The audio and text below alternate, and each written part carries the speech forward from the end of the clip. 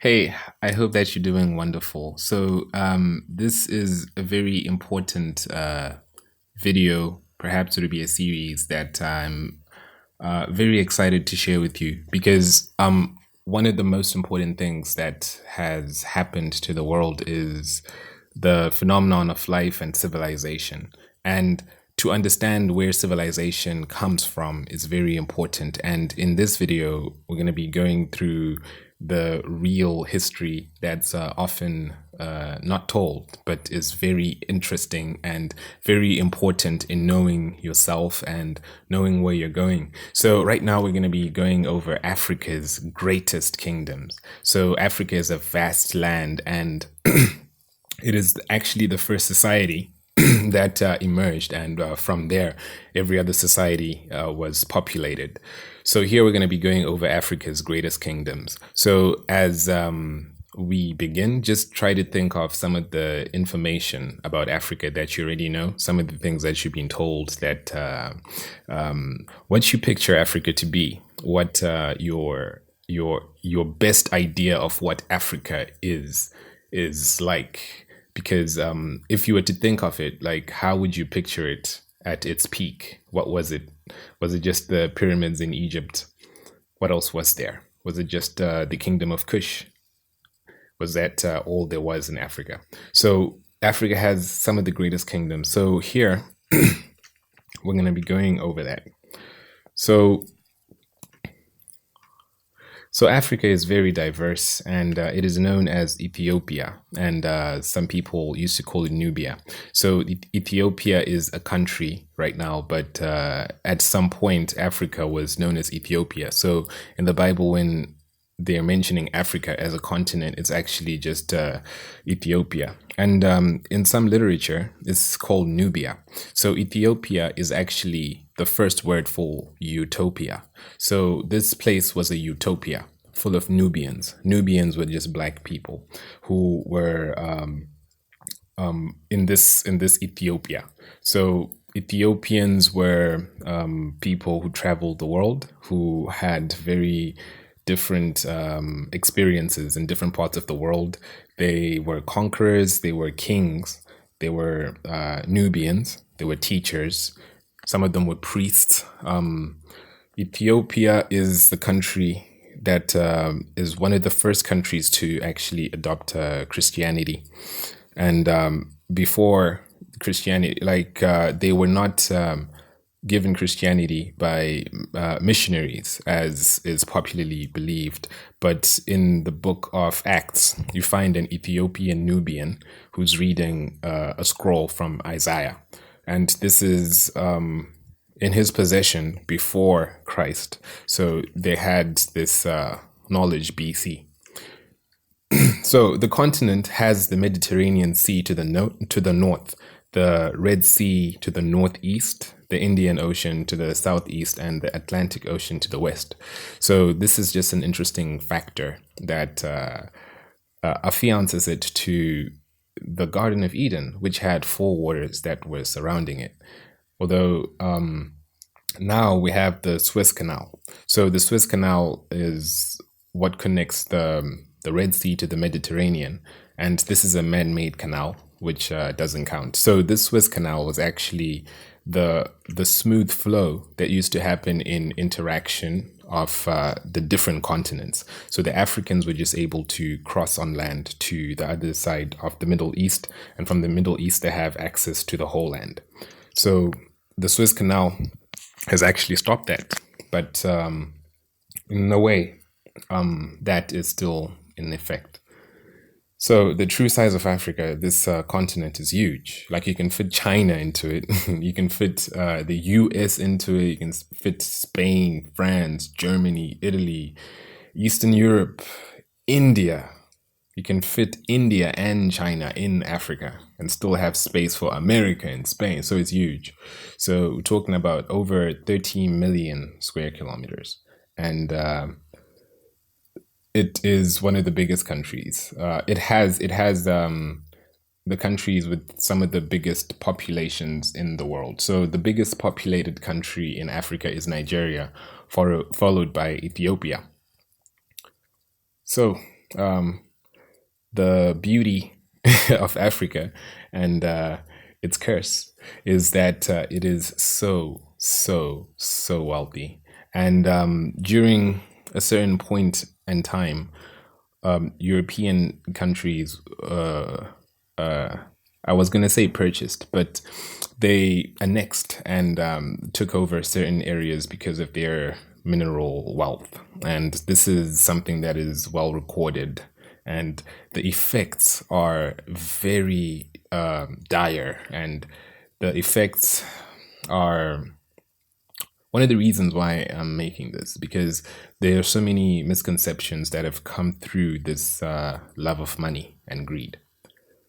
So, of course, there are other areas in the world that are filled with wealth. So, as we were talking about the smooth flow of the people from Egypt to the Middle East. So, as you can see, at some point, the Egyptians, the Kushites, and the Ethiopians used to actually own, not own, but used to control lands on either side of the Red Sea.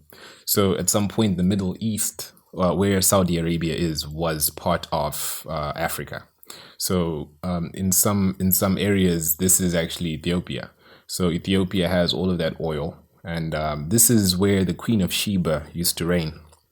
She had parts of Eritrea and Saudi Arabia and some parts of Oman and Yemen, and she was also in some parts, maybe Somalia. So through this, she was able to control the trading routes to different countries such as India and as far as Australia and China. So you've heard of the Silk Road, and the Silk Road actually started with Aksum. So Aksum was this ancient city who used to be really wealthy. So this is where the Queen of Sheba was. This Aksum place is where the people first started adopting Christianity in Aksum. This is next to Ethiopia. It merged with Ethiopia and Kush. So in Aksum, there was so many trading opportunities. So this was a very rich place. So Ethiopia was a utopia. So this is how it was. It was actually the Silk Road. So it's like right now they want to remake the Silk Road based on all of this history, because nothing is new under the sun. So in terms of colonization, this is what it looked like at some point, that the countries in gray are the colonizers, or in some cases, the free countries, while the other countries are colonies. So the pink areas there are the UK and Britain, and the blue areas are France. So as you can see, a lot of the wealth was tapped out through this program.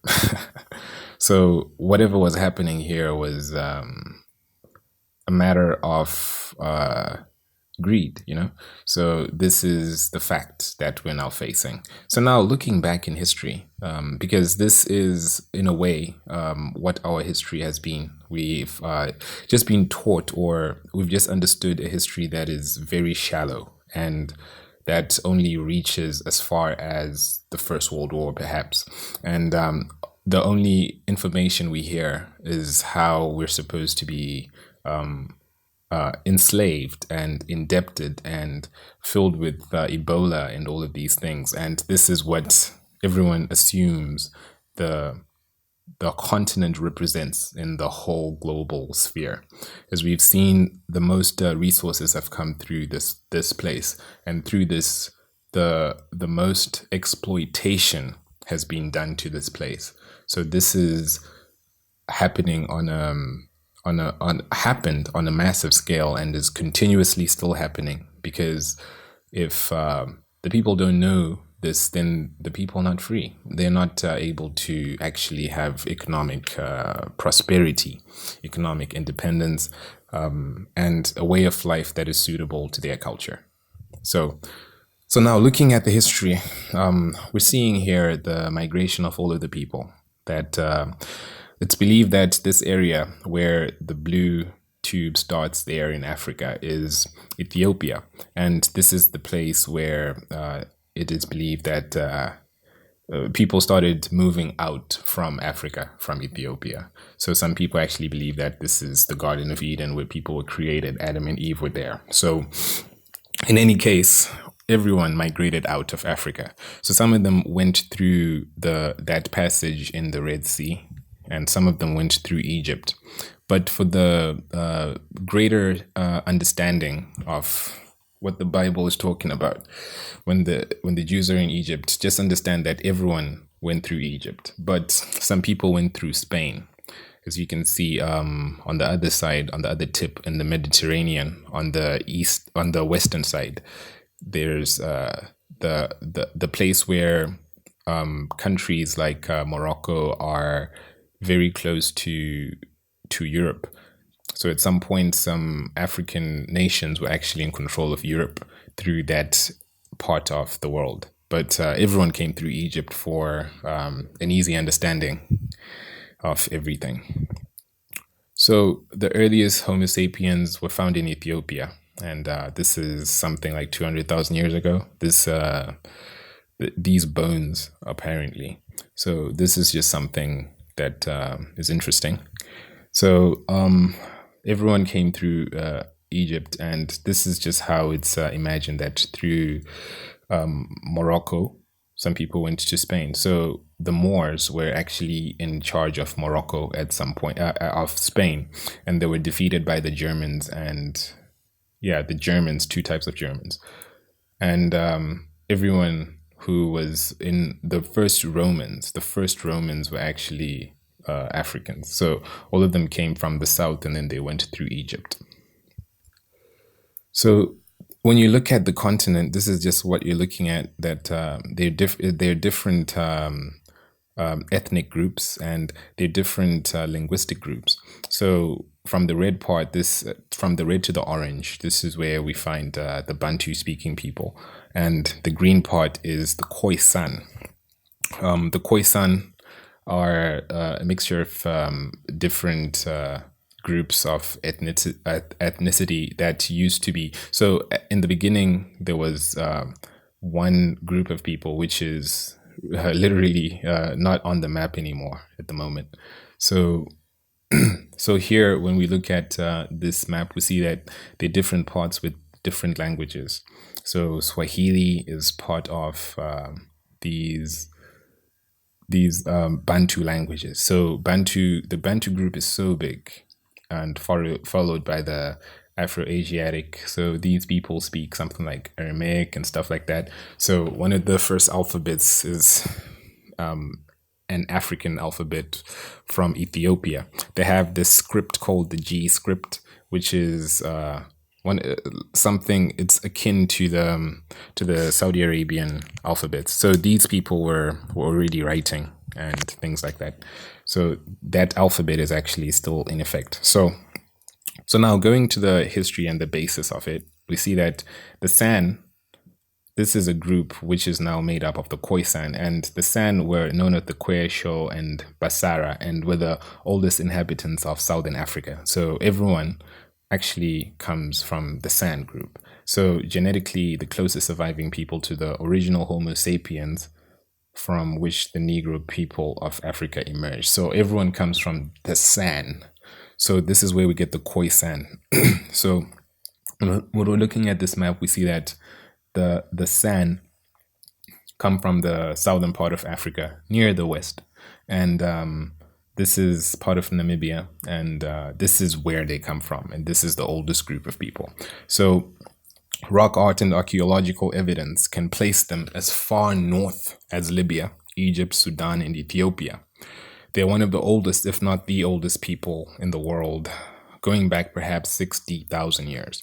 They have genetic traces to no one else in the world has, that puts them at the root of the human race. Okay, these San people. So everyone came from these San people. Okay, so they actually were living in this area, and through this they had their own culture, and they moved north. Some of them were in Libya, some of them were in Egypt, Sudan, Ethiopia. So in this place in Todilo Hills, there are some stone tools that date back over 70,000 years. So we're now even going back further than how they dated this. But we know that in this area is where we find the Sand people. So they're so ancient.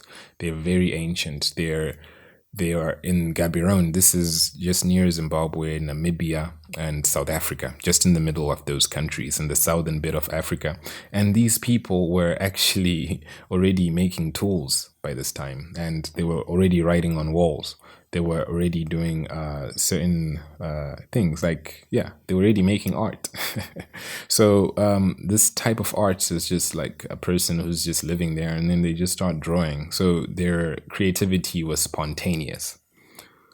So researchers discovered their genetic DNA, and they discovered that they're more diverse than any other group. So meaning that they're the root of the of all of the other gene pools, from what the researchers are saying. So you find them in the southern parts, but now this southern part has Bantu people. And when the people first started moving to the southern part, they actually used to see these people and they called them Bushmen. Like, hey, I just saw some man in the bush. Like, that's how they make it seem. But these people had their own culture. They had their own ideologies. They had their own understanding. So when they're referring to Bushmen, what they're referring to is non-existent. They were not people in the bush, but they were people who were living how they wanted to live. So they were in South Africa thousands of years before the Iron Age. So the Bantu people are the ones who are now in this area. So these people are actually the Sand people. So they have their own distinctive clothing, and they just look like regular people. Like, they're a lot like Bantu people, but a lot lighter. So this is some of the art that they were making. And this is some dancing pictures. So this is just stuff that they were just doing on the fly. Just go up and just start drawing people dancing. So this actually has some deeper significance because of the way that they were living. And so this is what they look like. This is like the San. And these San were the first people, the oldest people. This is where people trace their gene pools from. Some of them are light, some of them are dark, but they're very diverse. Because to be San is what they're actually referring to as being of different, like to be versatile but united. They're very light, and some of them are bronze, some of them are tan, some of them are milky. Some of them are caramel, so they're very, very diverse. And through this, we even have some of them who look like they're Asian, and some of them look like So it's interesting. So here we have how they used to live. So traditionally, women spent 3 to 4 days a week gathering plants, herbs, and flowers, and they'll do this and they'll actually search for medicine. So first of all, understand that they are the first medics. These people are the first medics. No, not like in the sense that they didn't know what they were doing, or they were crushing these roots for whatever rituals or nothing. No, they actually used to know the pills, the plants, the drugs that we are now using. So we're still using the plants for the artificial drugs, but these people knew the different types of plants and herbs, and I think they knew about 218 different types of plants, herbs, flowers, and bushes that you can actually get healing from. And through this, they're discovering medicine. This is the basis of medicine. These people started with this medicine. These people started with the arts, started with the medicine, and started with the music. So they are already rhythmical. All right. So this is the basis of medicine. Modern medicine comes from this. And as you can see, this woman has a baby who looks pretty light, like Trevor Noah light, right? But this baby is from a darker person. And through this is how different races actually came out. There's a certain explorer who went to somewhere near Lake Victoria, and he saw people who were light, and he thought that they were actually white, but they were actually from the Sand people, and this was part of his something called a Hematic theory. And they were actually just seeing people who are light, and they just labeled them white because they're light, and yeah, but that was an error. So here another thing is that the San were excellent hunters, so they had the knowledge to create hunting weapons, right? That's basic knowledge, but they could also concoct like serums, because they used to tip their hunting arrows with these serums. And this is like something that is interesting, because they knew like you need this, you need that, you need a certain amount of this. They just didn't like say like, oh, wild berry, let me squeeze this on the tip. No, they actually knew the formula to it, and they actually used to deliver the formula to their kids. And they have this plant called the soba, which is an appetite suppressant. So they'd actually just use this like it's for gum. So if they have to look for food and hunt for days, they would just use this plant. And this plant is actually still used today as an appetite suppressant. So these people were literally the first doctors, because they're still using this plant because of these people, because they saw them doing this thing. So they were the first chemists, right? Because they actually had certain remedies, like they recommended wild basil as an excellent perfume. Like if you want to smell good, yeah, you need some wild basil, wild asparagus plant for when your urine's hot, and they could actually diagnose that you're actually sick with this, and give you this plant, and then you'd be alright. So modern medicine is rooted in this knowledge that they had. So they were the first doctors. So for an infected wound, they would use the buffalo thorn, and they would actually stitch you up. They would make chemical concoctions for flu, fever, and cold. It's like they actually had formulas, recipes, directions, and a way of making it, the ingredients and the methodology. This is scientific. And they would pour the hot liquid into a metal basin and breathe the vapors, right? So they knew all this stuff. But looking in this aspect of their life is something that we just look shallowly, like we just see the surface of it, that, all right, they just used to hunt and make tools. But this is the first civilization, So this is the basis of it. These were not like the elite ones who we say are more advanced, like the ones who built the pyramids. This was not the understanding. But these people were already doing medicine, already doing art, already doing music, and they were already giving oracles and proverbs, and all right, like they used to have a concept of time. If you hear the forktail drongo before sunrise, the time is 4 a.m. By 5:30 a.m., the cockles start with a sound like water coming from a bottle. Glug, glug, glug. After that, it's the fish eagles by 6 a.m. So this is something that they would actually know. Like this is actually something they'll tell their children. Like, all right, if you hear this, this is happening. If you see that, this is happening. They had a concept for time. So if an African buffalo charges, there's nothing to do but run. This is something that they'll just tell their people in a way that is teaching, in a way that's proverbial. Okay. So another thing is how they had an understanding of their orientation. So if you get lost in daytime, look in the palm trees for the nest of the red-billed buffalo weaver. You always build on the west side of the tree. You can also take census of termite mounds whose tips most often lean to the northwest. So they have the understanding of direction. They have the understanding of time already. They have this orientation. Termites work only at night, raising the mound with spit and sand. The sun, which travels across the northern sky in the southern hemisphere, drives the new construction more quickly on the sun-facing side, bending to the nest. On the sun facing side, bending to the nest. So here, what they're telling you is like their own compass, like how they actually oriented, how they're seeing everything through the astrology. Like these will be for signs and for everything. Like they're actually reading it like that. Like they can actually they are in sync with nature. This is something that was so incredible, but they were doing it on a very high level. So, when you look at the etymology of these people and of their name, the San actually comes from the sun. And when we are talking about etymology, this is a very interesting study.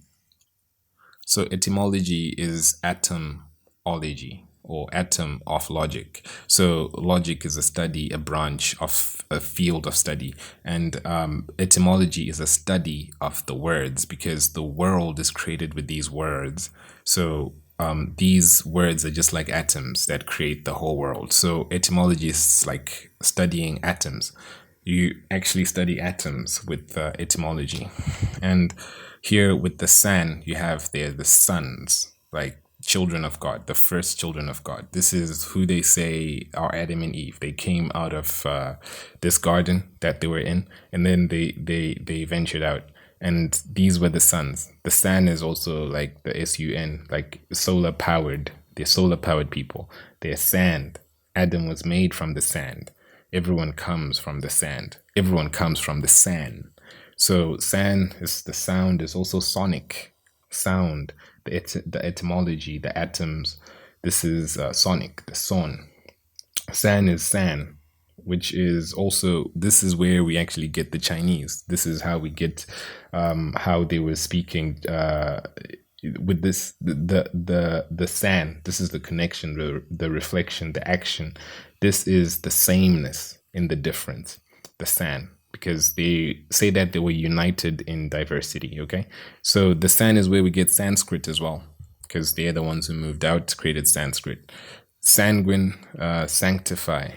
Okay, so they're sanctified. They're the first blood, like they're the first people here. So the San are the basis that is very interesting to understand it.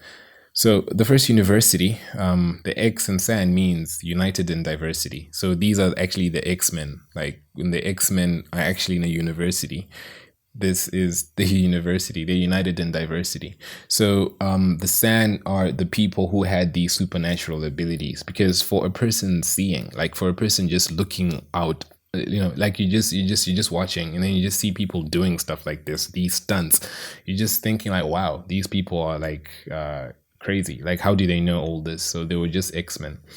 But this refers to the large variety of the spectrums of the people who come out of them, because everyone who comes in this world is sand.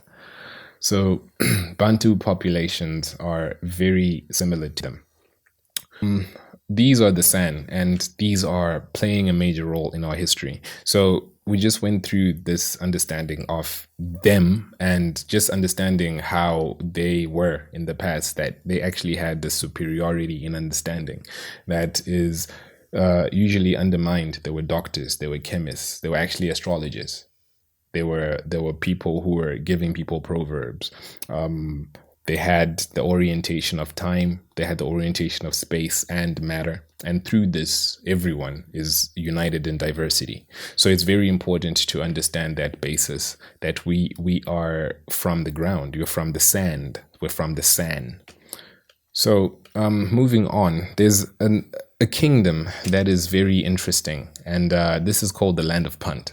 So the land of Punt is often spoken of in different stories. So to understand the land of Punt is to understand the stories that the Egyptians used to tell. So the first thing to understand is that the Egyptians are the oldest culture in the world, right? So from this, they had such rich understanding, like they had such great understanding, and people don't actually understand or realize how advanced they were because they were black and because of money. because of all of the reasons of colonization and whatnot. But the Egyptians wrote a book called The Shipwrecked Sailor. So this book is written like 1000 something BC. And in this book, they're talking about this land of Punt.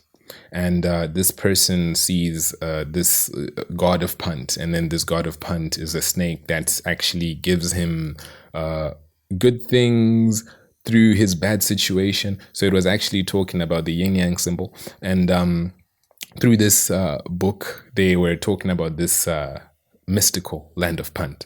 But then years after that, like people read the books and the manuscripts, like, wow, this is a great piece of literature that we don't really talk about. But then the book is just set aside. But if you know about Egypt, then you know about the land of Punt. So if you didn't know about Egypt, then you should just look at that book. And they're the people who now started encoding all of this information from the sand into books. They're the first people who are writing about medicine, about astrology, about philosophy, because the sand were the first ones who were doing it. So people are supposed to know that the Egyptians got their understanding from the sand by understanding that the sand are just regular sandmen, like just regular people. And to understand this would not have served the purpose of colonization and all of those things. So this is why the land of Punt is important. So the land of Punt is important because this land was not just a mystical land. That book was actually talking about a real place in Egypt. So the Egyptians were so captivated by this land of Punt that they called it the land of the god Ta Necha. Right? They used to say that this place is the land of the gods. Like, if you go there, you're walking with the gods. The air is so fresh. There's everything you can ever think of. The land of Punt. This is where I want to build my house and my home. Like, if you made it, like if you were the man in Egypt, like what you wanted to do was to just make a couple of dollars and go to the land of Punt. And, you just want to kick it. So the land of Punt was a paradise. And this land was like, the people used to write songs about this land. They used to write poems about this land. Like, literature was inspired by this land. This land of Punt was something else. So it was actually a land of much, like the land of Punt, a land of much. It was so sort of like something that was unbelievably awesome. So it was a very mysterious land. So gold from Punt is recorded as having been in Egypt as early as the time of Pharaoh Khufu. So this is 2,589 years before Christ. This is the Pharaoh who was evidently black, right? And he built the Great Pyramid of Giza. And he was already talking with the people from the land of Punt. So this was not just a mystical land, it was a real land, but it was very mysterious at the same time. So Pharaoh Khufu is trading with them, and he actually has it on some walls where he's with the children of the land of Punt. And in these times, some other years, people are writing in the euphoria expunged by Punt, inspired by beautiful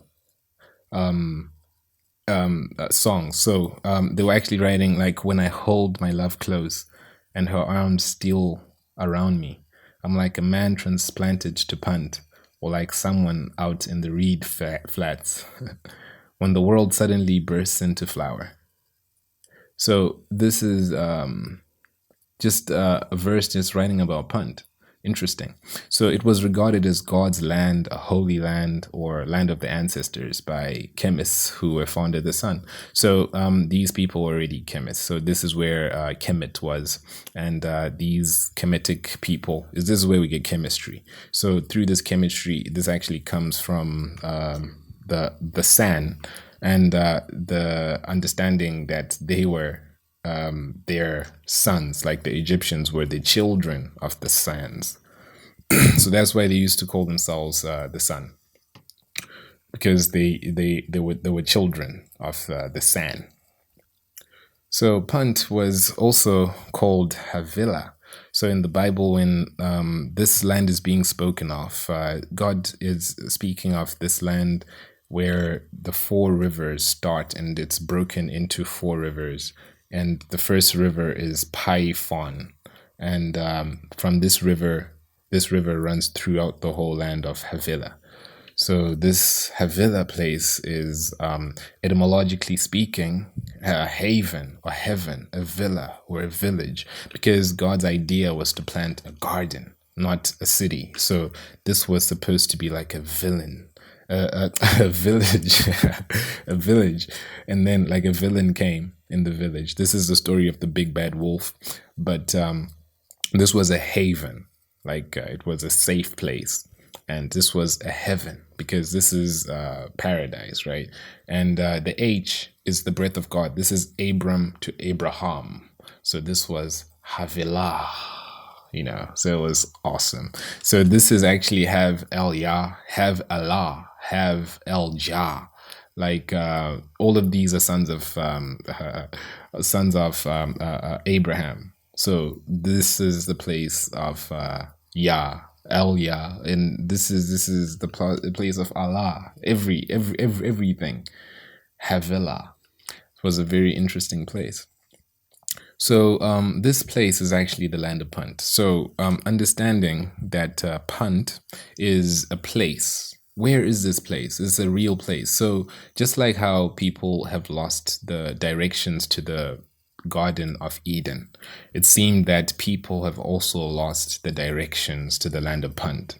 But the misdirection has happened because of misinformation. And this is the most important thing. So this heavenly village that had the breath of God, like when the Bible is saying that they could hear the breath of God moving in the breeze of the garden, this was in Havilah. This was having Allah. This was having El Yah. This was having El Yaha. Like, this is nirvana. This is beauty. This is a paradise. And this is why the Egyptians were so captivated by it. This is why anyone who reads about the Garden of Eden is captivated by it. This was the garden. Like, this is how beautiful this place was. So understanding Punt is interesting because here we go. So understanding Punt is to understand that Punt is Bantu. So the term Queen of Punt syndrome is something that is ascribed to the Queen of Punt who's on the right side, who is said to be sick and deformed, sickly. And this is, you could see that the woman is a bit big. And through this is called the Queen of Punt syndrome. And this is an alternative reality. And this is giving a medical term that veils the fact that she was Khoisan. And this is where the Egyptians called their land of their ancestors, the land of the gods, the Holy Land. And this is the woman who came from there. The man in front of her is a husband. So she is Queen Ati, and he is King Sehuru. So Anti and Sekuru.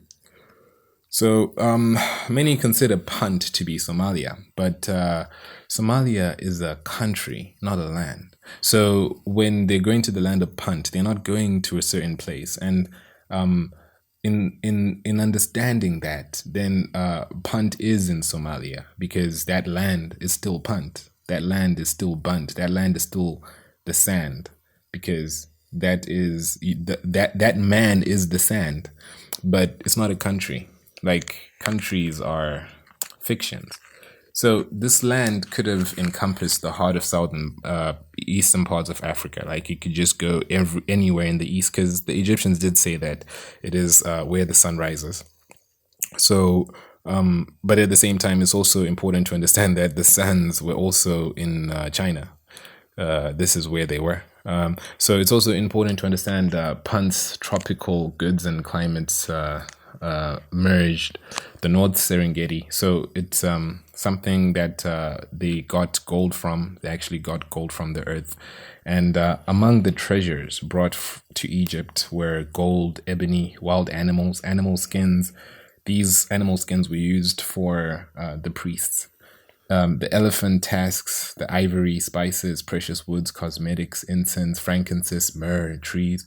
And as you can see, those caveman drawings are not really cavemen, but they're just sand man. And they're drawing the people they see around them. And people have always known that these types of people are always there.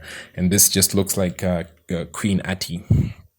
And and through this they have all of those images of the people who were there, and this is how we know that Queen Ati was typically a person from the southern part of Africa. So the land of the Bantus is the land of Punt. This is the land that has inspired euphoria. The land of the Bantus is the land that is mentioned as Havilah in the garden in Genesis. This is where they actually say the land of Punt is. So this land, like some people, British explorers came to parts of Zimbabwe in 1902, and they had an exploration expedition called Camp Havilah. But when they were asked about what they were doing, they just say, no, we're just doing nothing. It has nothing to do with the verse in Genesis. It has nothing to do with all of those correlations. Now we're just here, just not doing nothing, you know. But that's what happened. And they know this. Some people know this. But this is to understand that this land is sacred. So the journey to the land of Punt was something that was so important for the people in Egypt and the people in Punt as well. So this journey was one of the most significant events in world history, but people don't know about this because this was a journey that was so significant to the people of those days, or the people of this land, the people of the world actually. So the Bantus in the land of Punt were so rich that historians believe the gold, ivory, and skins were from other countries. So when people are looking at all of the frankincense, the myrrh, they actually think that it wasn't there, but everything was there. It was in Havilah. It was in this place. It was like it was just like to them it was everything, you know. So this is why this ended up happening. So in the southern parts of Africa, you see that there are a lot of British colonies, and these are the same people who came with the Project Havilah before independence. And through this, we just have all of these countries that were segregated into these different cash draining zones. And Britain had literally like Cape to Cairo. And they were just there for the money. So through this, something incredible happened. That at the moment there's only one African country, and as you can see, this is that country that was always mentioned as being Africa in the Bible. So when God was mentioning Ethiopia, he was mentioning the future, right? So Hupantu. So understanding this understanding is so important. So Hupantu is the whole understanding that the people who are saying that they want to go find the land of Punt, what they were saying was they have lost their Hubantu, they have lost their Ubuntu, they have lost their Hunu. They're no longer feeling like they're people. They're no longer feeling like they're real. So Hupantu was something that they wanted, like they needed it. So Hupantu, an example. So this is someone who was writing, a European writer who was commenting on how the Egyptians were treated when they went to the land of Punt. So, in return for a modest present of a few Egyptian weapons and some trinkets, the Puntites gave their visitors sacks of aromatic gum, gold, ebony, ivory, leopard skins, live apes, and incense trees. So, this is interesting to understand that when you read history, what you're reading is a distortion. And this person, Watterson, was saw this exchange as someone who is doing something for an inferior, like a superiority thing. Like, all right, they just gave him a few trinkets, but someone saw this as servitude, but someone sees this as upantu, you know. So understanding the perspective of the people of the land of Punt is to understand that the whole distortion comes when the love of money interferes. The land of Punt was so rich. This was one of the richest places in the world at that point. The Egyptians used to get their gold from Punt. Egypt was the biggest economy in the whole world. And through this, they actually said this is an accomplishment. Like they got like stacks of goods. Like this is the essence of Hupantu. This is the essence that creates organizations like the African Union, the AU, the UN. It's all looking for this humanity, which is Hupantu. Pantu means person. Bantu is person. Vanu is person. Hupantu is being a person. So it's the humanities. All of these are humanities. All of these are Hupantu. So when people are actually imagining this world where people are united with love and with truth, with all of these aspirations, like if a person says that I want to go be a lawyer, what they're actually saying is I want this Hupantu. I want if you say that I want to start a business, like if you want to benefit people, this is what you're saying. And through this is humanity, like benefiting humanity. This is where laws come from, understanding reason. As you've already seen, these Pantus actually get their nativity from the sun. So this is how the understanding of people were. This is Hupantu, Hubantu, Hubuntu, Hunu. And this is something that was so misunderstood. And this is what we're trying to find. This is what they were trying to find. So when the Egyptians were saying that we have lost the way to the land of Punt, which is what people still didn't get, that they have lost their way to Hubantu, Hunu, Huvanu. And this Hupantu like actually has so much power, and it's very hard to express in English. But if someone says this person does Chivanu, it actually means that this person has these spiritual powers, spiritual powers. That I just explained in that word. Like I can't actually translate it, but this is like the cosmic powers, and it's actually like real like some people control lightning with this, because you know like this is how the Egyptians used to have the understanding of the whole universe. So when they're talking about the universe and planets that have lightning, they're talking about the land of Punt. They're talking about this understanding because these people, the San, already knew about the universe. So the Bantu had an understanding about the universe. And Hupantu, the land of Punt, the land of Bantu, this is what they wanted to find. So the land of Bantu is the real place of philosophy. This is the real birthplace of what they were trying to find. So this place was so rich. And when the European texts are now mentioning people trying to find the philosopher's stone, this is what they're trying to actually mimic. So so when they're trying to find the philosopher's stone, what they want is a stone that can turn anything into gold, right? And through this, they want to have the power of God. But these people of the land of Punt were the people who had the richest reserves of gold. They actually used to trade their gold with Egypt, with China, with all of the other Arabic countries. And through this, they actually had this power of God. But then they did not put their trust in gold. They put their trust in God. So this Ubuntu, is something that what they want to. This is such a broad understanding that fixates everything, because the land of Punt was the land of milk and honey. The land of Punt is humanity. This is telepathic. This is empathy, sympathy, compassion, trust, everything. So yeah, I cannot stress this enough. So Africa's long history of exploitation has been very long, and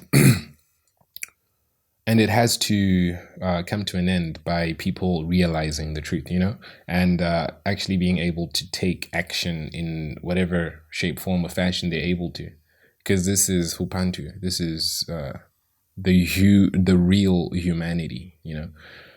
This is what harmony is: peace, tranquility, love, livity.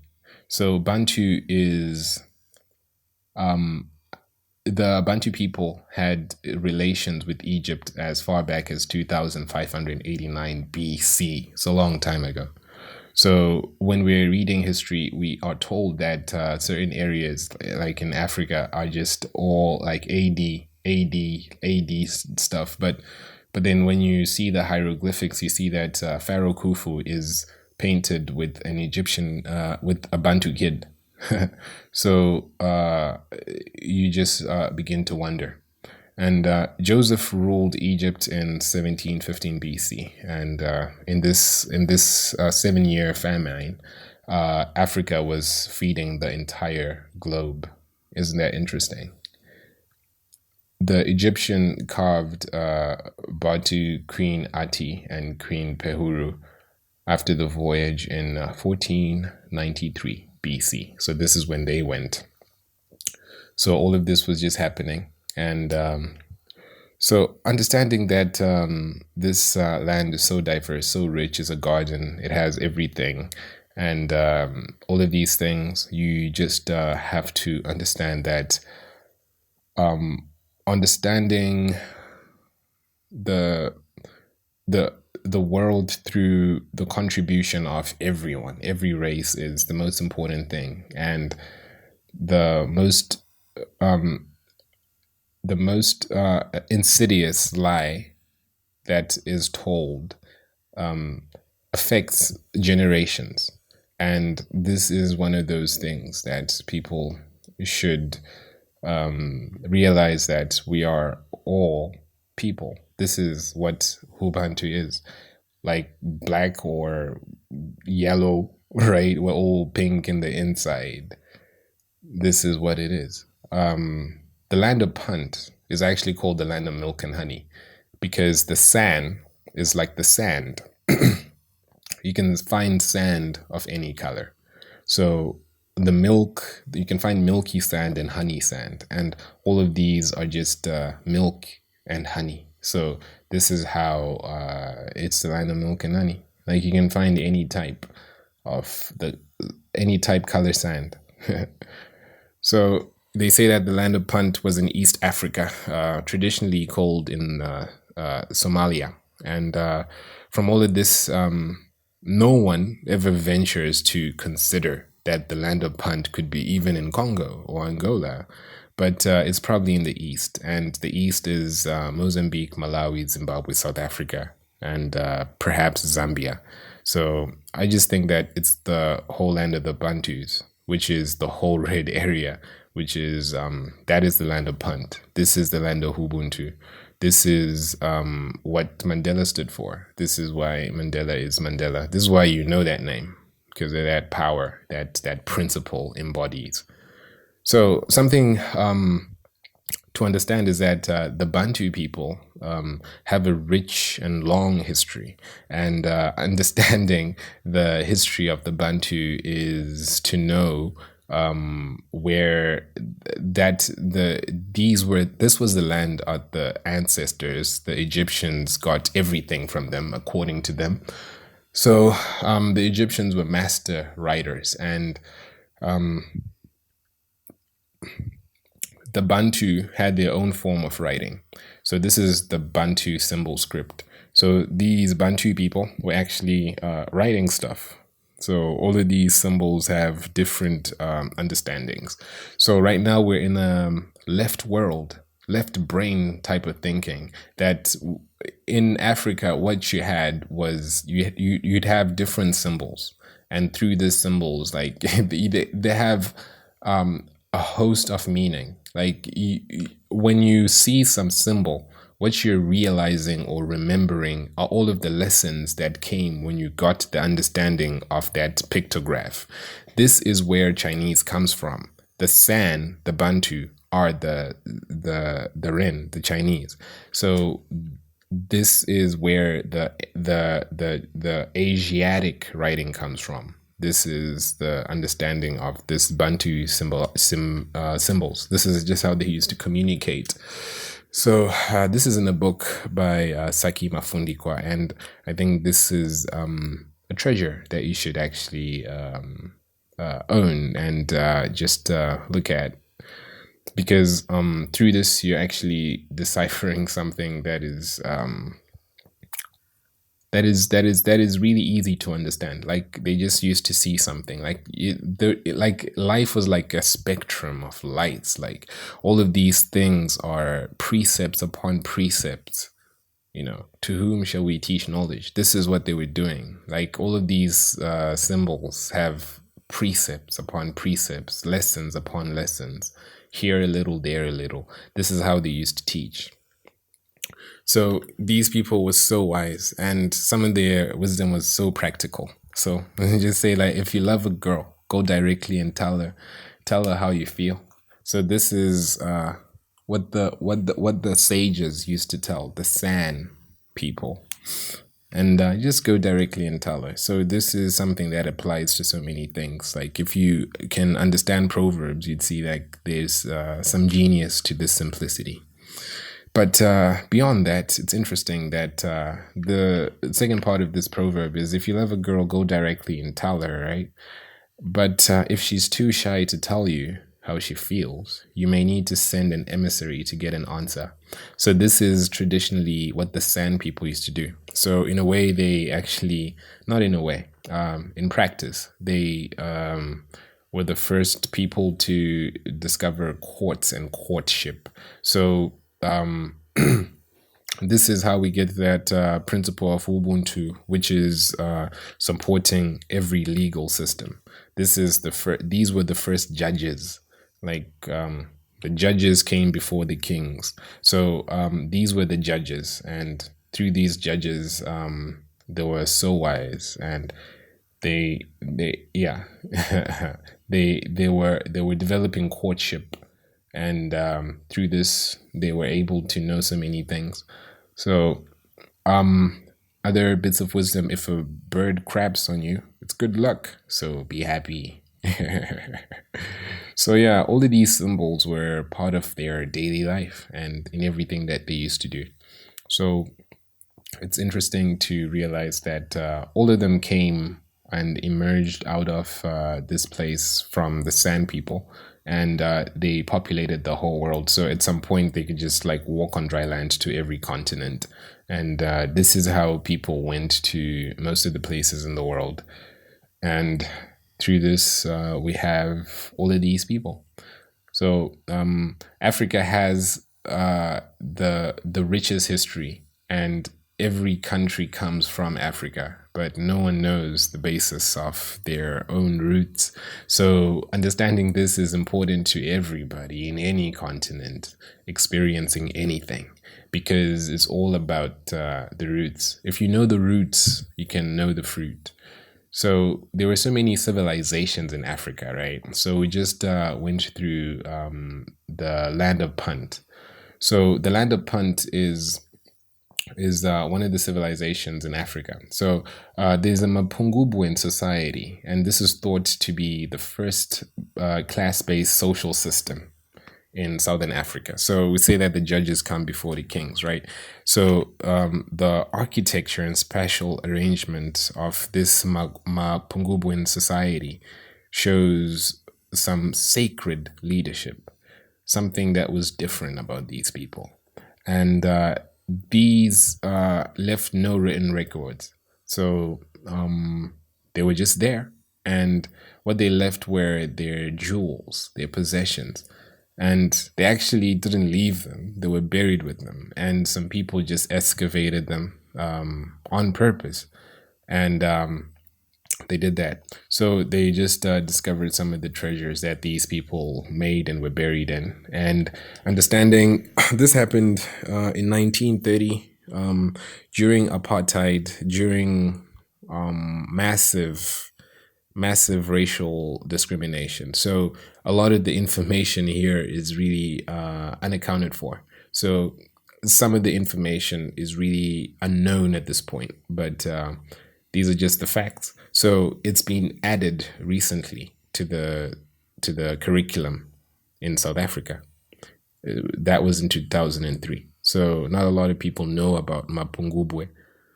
So this place is literally called the place where the rock turns to liquid, or the place of wisdom, because this is the place where they got struck. God instructed Moses to strike it, and he struck it instead of listening to instructions. This is the water from the rock. This is the wisdom in the rocks. Like, either instruct it or go strike it. So this is the place of power. This is the king in the hills. So they had one of the first societies that was so civilized, one of the first, most sophisticated societies. So this happened in this southern part of Africa, right there at the tip of South Africa and Zimbabwe. So it's believed that these people started the Great Zimbabwe. They went north and started Great Zimbabwe, because this is just a few kilometers away from it. So the picture on the left is the Great Zimbabwe. Like, these were like the great enclosure. So the people of Great Zimbabwe were exporters and traders of gold. There were philosophers too. They were musicians. They were all of these, because these are the four. These were the people who were in the knowledge of all of this. So this is Mapungubwe, and this kingdom had a 3-tier hierarchical matrix. So the way that they used to live was the king would live on top of the hill, and he would see the whole kingdom. And the flanks of the hill are protected by his royal family and his royal guards. And then the citizens are on the lower and outer regions, where they are able to get water, food, and they're placed in a way that is strategic for security, for transport, for communication. And then the wealthier people are put in the outskirts.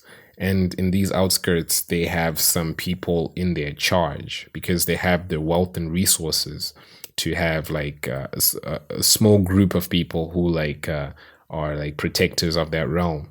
So this society was very, very sophisticated.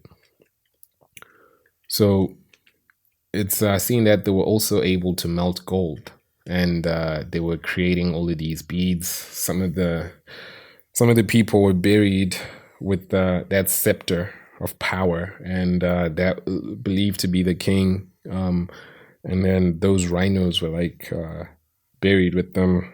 They had all of these beads with them and all of this stuff. So they knew about gold. They knew about the value of gold. So even though they were giving generously, they knew about the value of all of these things that they had. And in 1930, this is when they saw everything, right? And then they saw the rhinos, the thin sheets of gold, glass. They actually had glass and some beads. They had some bangles, and they actually had ways of them constructing the beads. They were actually manufacturing beads. So this society was able to actually construct their own beads. And through this, they were actually storing up their own value in this gold, and through this they were creating wealth and trading with different people from different places.